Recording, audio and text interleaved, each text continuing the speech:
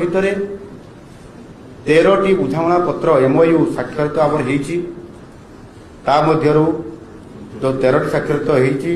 सेथिरे 27,650 कोटी टंकार निवेश पई आमको सुजोग मिली यह द्वारा 15,905 जन नियुक्ति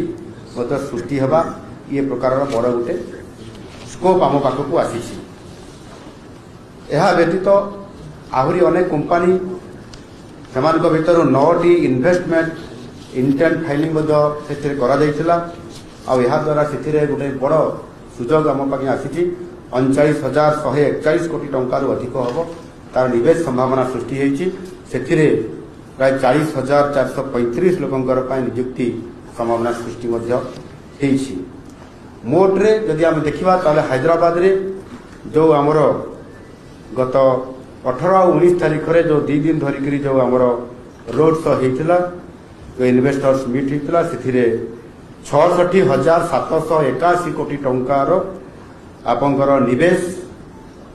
एवं 56,340 नियुक्तिर ये संभावना को सुनिश्चित आम करिकी सेठु सफलता पूर्वक आम आसी आम ओडिशा ये जो